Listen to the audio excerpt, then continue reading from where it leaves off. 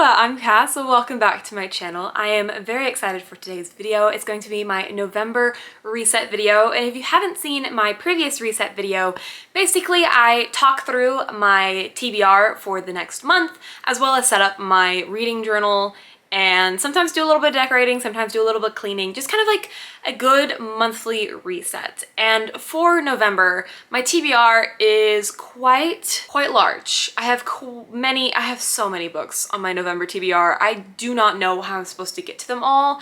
And this is a pared down list as well. I went through and I made some cuts, but there's still so many books, and I'm excited to walk you through that. But also for journaling, I will be setting up my November reading journal, and I also have a bunch of October things I need to catch up on as well. So I thought I'd go ahead and share some of those spreads that I make as well, just because I am behind and we're resetting the month. We're catching up, we're getting our shit together before the new month, which is always so lovely because I love entering a new month feeling so refreshed and on top of my shit. Only to then fall off track within like 7 days, but still, it's the energy that counts. Now, my last reset I decorated, but like I'm already decorated for fall. There's no more decorating to be done. So without further ado, let's just jump straight into my journaling.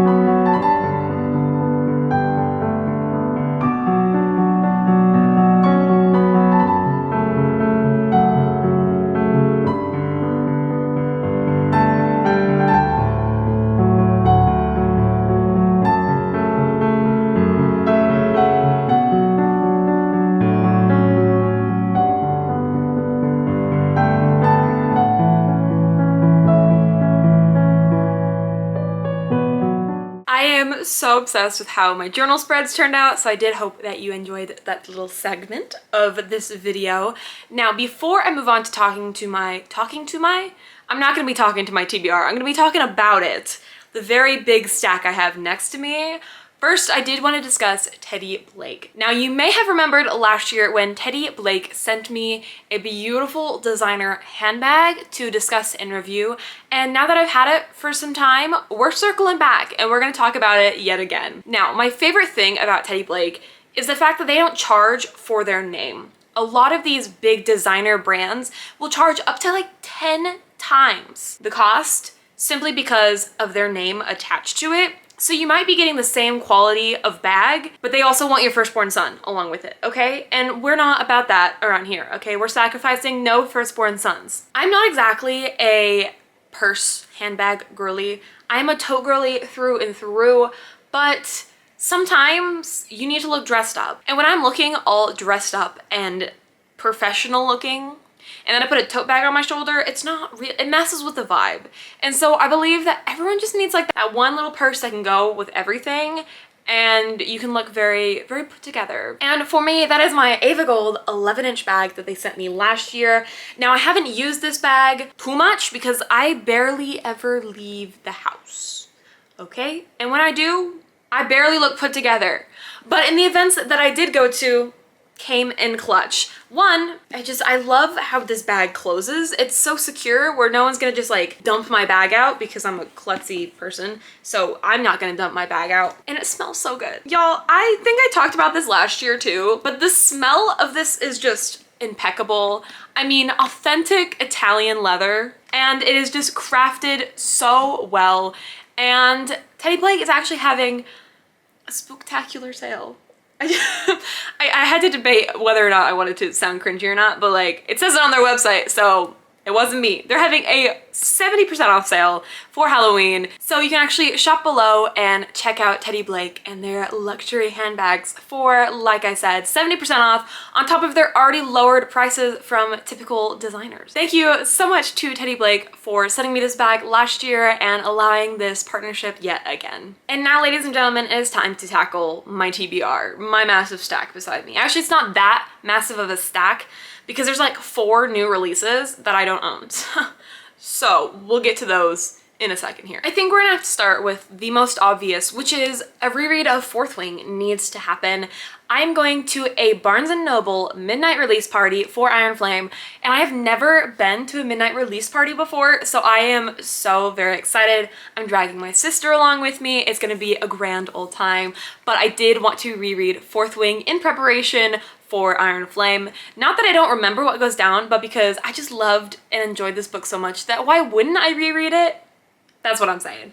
And I'm just so excited to dive back into the world of Fourth Wing. It has been filling up my entire life as of lately on social media, and just I have bought so many copies of Iron Flame and Fourth Wing. I'm out of control. So very excited to pick this back up. If you don't know what Fourth Wing is about, have you been living under a rock? Basically, dragons at a war college with a little bit of enemies to lovers sprinkled in there and some badass characters. Need I say more? I'm so excited to dive back into Fourth Wing, y'all. You have no idea. Maybe you do, because it's such a fun book. And I love reading like 1-star reviews of Fourth Wing because they're all valid, okay? But I'm just here for a fun time, not a critical thinking time, so it's just great. Next, I want to pick up, not in any particular order, but Capturing the Devil and Escaping from Houdini by Carrie Maniscalco. I recently read Stalking Jack the Ripper, loved it, and then I read Hunting Prince Dracula in my Vampathon vlog, which will be coming out very soon. So stay on the lookout for that. And so I thought, let's just finish this dang series because it is on my 2023 TBR, and I have not been doing so hot on this 2023 TBR. So I kind of want to like rectify that problem by reading as many books as I can off of it before the end of the year, just for I look like I actually work towards it the entire year.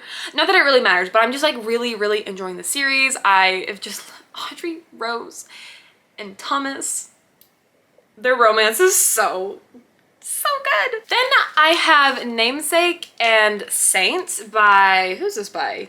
Adrienne Young. I read Fable recently and I have been in such a pirate mood.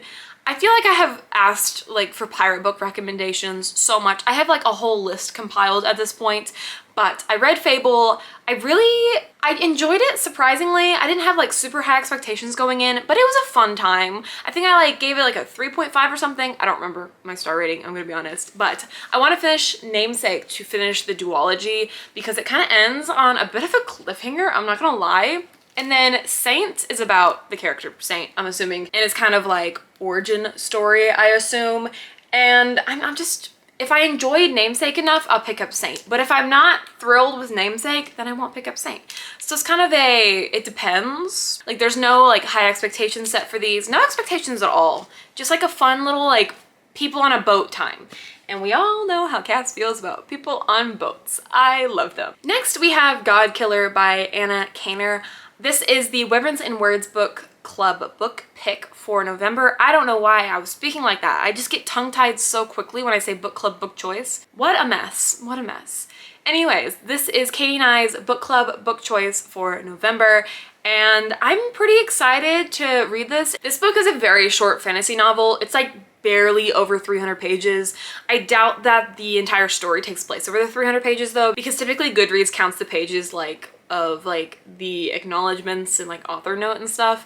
So it's like almost 300 pages, and the concept sounds interesting. A god that someone is trying to kill is tied to another person and they're on the run from assassins. I'm like, okay, sounds like a fun time. I would love for this to be a standalone, but I just found out that there's a second book called Sunbringer. So that kind of ruins my vibes going in thinking that this was gonna be just a fun little standalone. But alas, it is not. Regardless, I am excited, and I'm always excited for our book club books because I love doing our live shows and discussing them. And if you want to join the Discord, that is always actually linked down below. Then we have Fire Endless by Rebecca Ross. I want to finish the series, and I've been wanting to finish the series since the beginning of October because I read A River Enchanted at the end of September, and I was like, oh my god, I need to pick up the second book immediately, and I'm on such a cliffhanger. I want to know what happens to these characters. And yet here we are, and I have yet to pick up this book. I might read it physically, I might pick up the audiobook. It is quite a long book, it's almost 500 pages, but I'm really hoping that this wraps the duology up very nicely. A River Enchanted was so beautiful with the writing and the atmosphere, and I fell in love with the characters and the romance, and I just want to see more of that in Fire Endless. If I pick up the book, I feel like all of these books I've been wanting to pick up, and yet I haven't. Besides the books that like haven't even come out yet, like Check and Mate by Ali Hazelwood. I am a sucker for Ali Hazelwood. I have accepted this fact about myself, okay? I have my little like trio of romance authors that I keep reading from and just having a grand old time with, and Ali Hazelwood is up there. And the fact that this is a check, what am I saying? A chess book. I literally loved The Queen's Gambit so much. Not the book. The book was questionable. The Netflix show. Loved Queen's Gambit. Loved the atmosphere. Loved so much. So to get like a fun, upbeat romance book that takes place in like the chess world, I'm so excited to see what Ali Hazelwood does with this book, and I'm hoping it's good. And the cover is so bloody cute as well, so I will be picking that up the second it releases, which is so soon. So exciting. Same with Bookshops and Bone Dust by Travis Baldree, which is the prequel to Legends and Lattes. We just get to follow a cozy little fantasies, and the fact that it's coming out like in the fall in like the coziest of seasons is absolute perfection. I'm so excited to pick up this book as well when it comes out, and I really hope that I enjoy just like a cozy fun little time. I know there's like more adventure-esque elements than Legends and Lattes, because Legends and Lattes completely follows our character when she like gave up adventuring and she's like opening a coffee shop, so it's nice and cozy. But Bookshops and Bone Dust I know follows before everything, so when they're still like adventurers and such.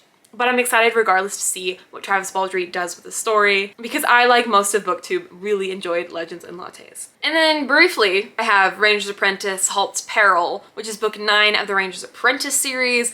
I was doing like this massive read-a-thon, read-along. But then me and my friend that were hosting it got super busy and we live in like opposite time zones, so it was like super difficult to organize. But I still wanted to reread the entire series this year, and I have books 9 and 10 left. I want to read book 9 now and book 10 in December. Just, you know, I gotta get my yearly Ranger's Apprentice reread in here because I love Ranger's Apprentice is my all-time favorite series, in case you're new to my channel. And if you're not new to my channel, actually I don't apologize for talking about Ranger's Apprentice so much, because like it is a personality trait at this point. And then the last book that I have on here is A Curse for True Love by Stephanie Garber. Now, I actually really liked how the second book ended in the series.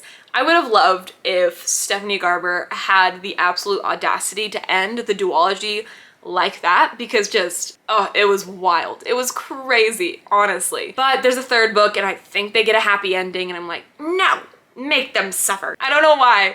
I am not as attached to these characters as I was the characters of Caraval, and so I like want to pick it up, but like very begrudgingly going to pick it up. I know I'll enjoy it because Stephanie Garber's writing is so easy to slip into, the short chapters, the easy writing style, but still, I'm just like, make them suffer. Sorry, y'all. Sorry. But I am excited to pick it up just whenever I get my hands on it. Not sure when that will be.